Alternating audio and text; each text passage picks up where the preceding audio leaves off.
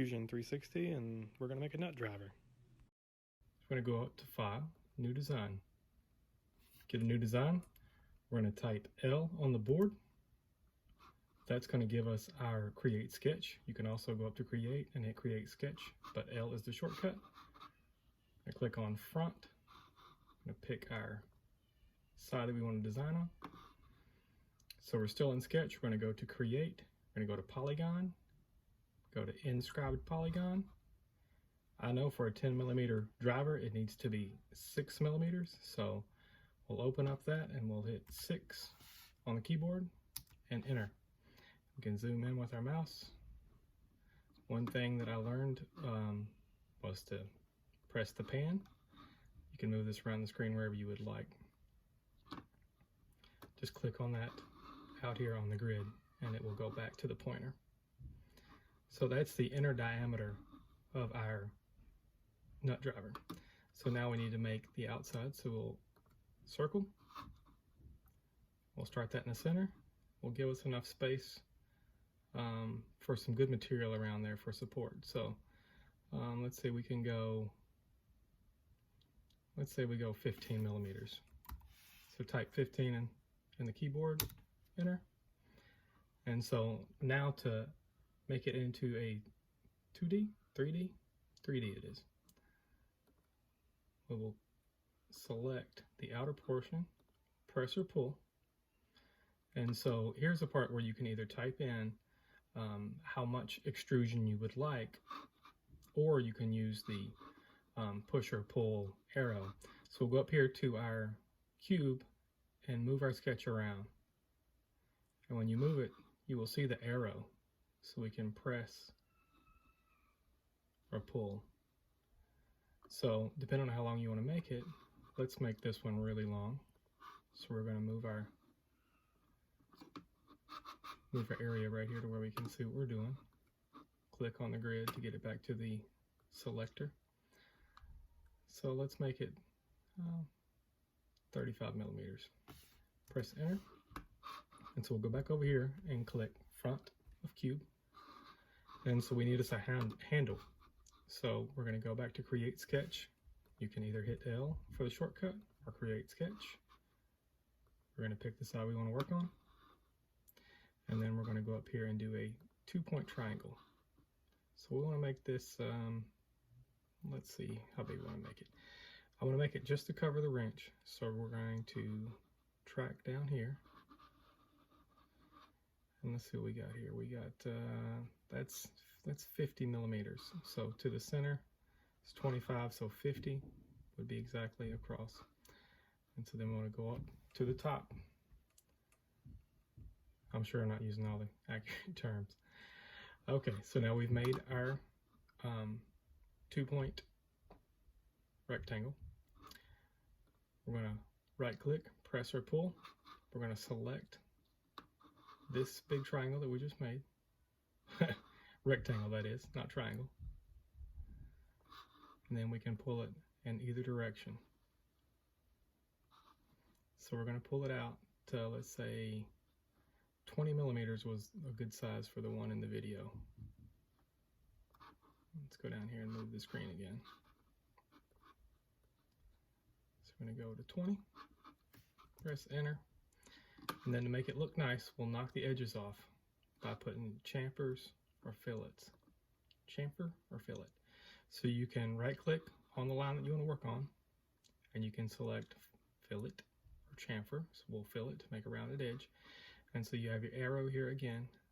And on this one, around 5mm looks nice. Kind of rounds it off pretty good. So we'll type in 5 and hit enter. We'll spin our cube around here. We'll select this edge, and then we will go to fillet. We'll hit 5 again, as it's showing up here, highlighted in the box, and enter. Let's go to the bottom and do the same. In the video, I actually messed up, and I made one of them a chamfer, but for the purpose of this project, it didn't really matter. I just wanted to knock the edges off of it, so we'll select this edge. And we will go to fillet, 5, enter, and then here's our part. So that is a T-handle nut driver. Actually, let's make it a little bigger. The old spinning ball of death here.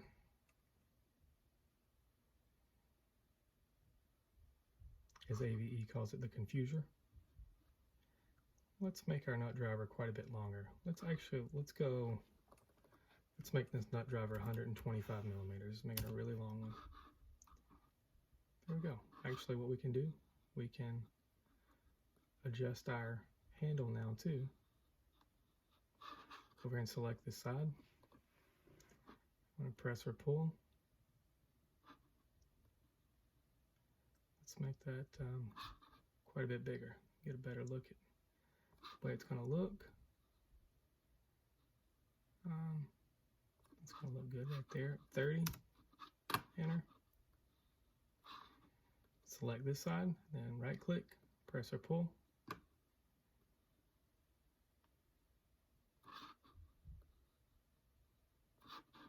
Make that balance. We're going to need to be 30 right here also. 30 and enter. We can also knock down these edges if we wanted to. We can select that edge, right click, then we can create another fillet. Let's see what looks good there.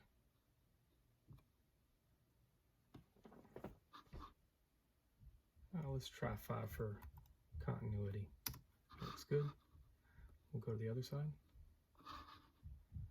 Select this edge, right click, fillet.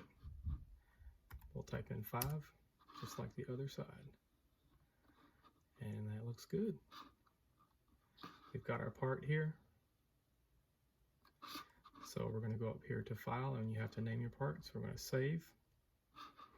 And we're going to save it as 10mm-1.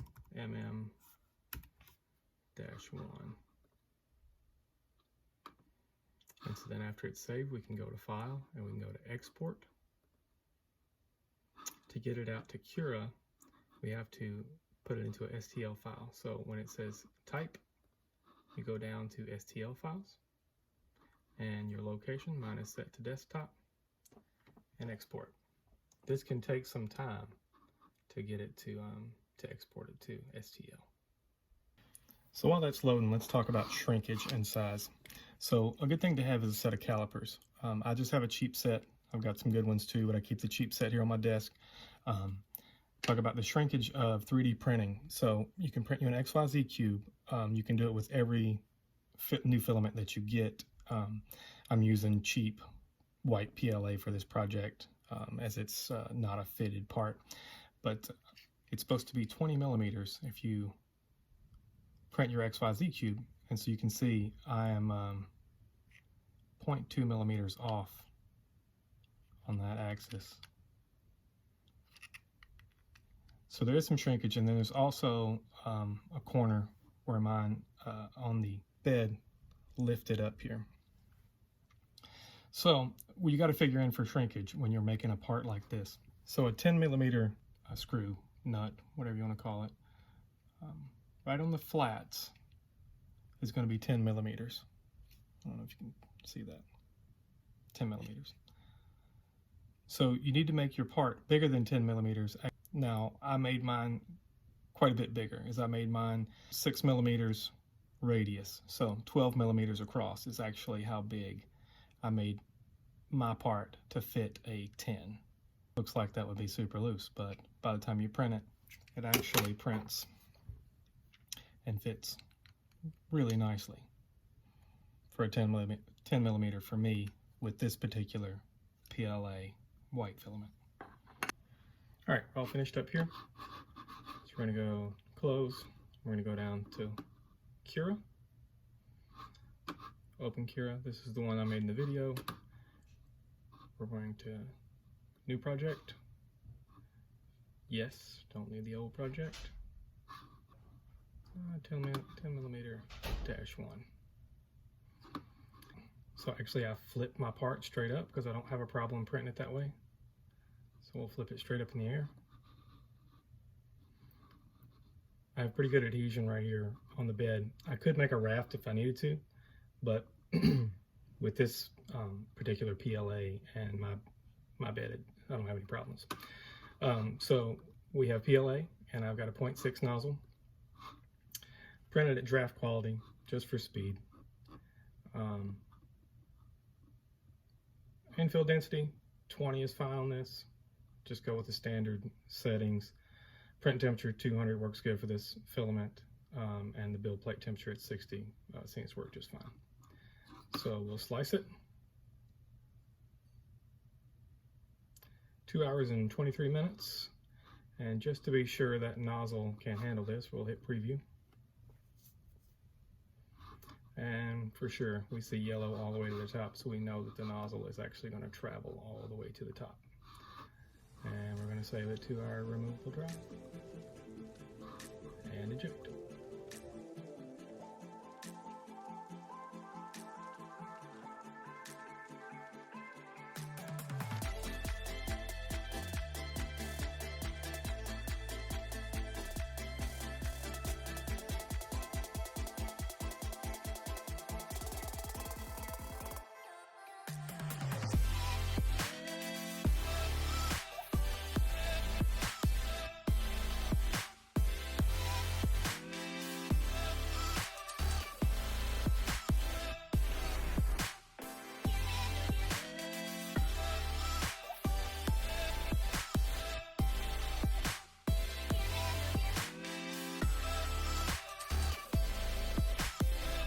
Here she is.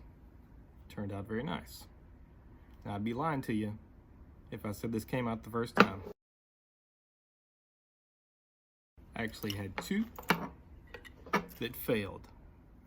They stopped printing about 1/3 of the way up. I'm not sure what happened, but when the second one failed, I went back and resaved the G code and resliced it. And the third one printed out perfectly. This is the one from the first video.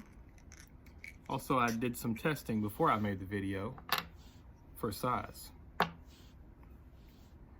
A good way to figure out what size or how much shrinkage you're going to have is to do a test piece like this.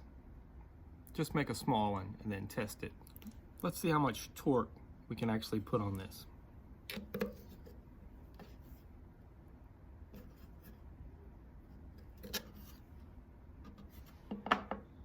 It did just start to round out.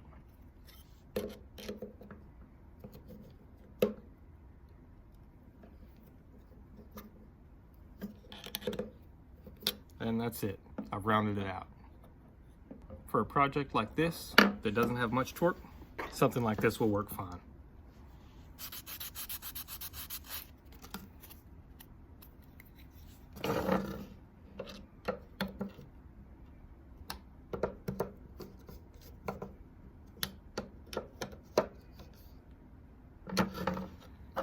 Just take a little off and you can keep going. Thanks for watching. Subscribe, it costs you nothing.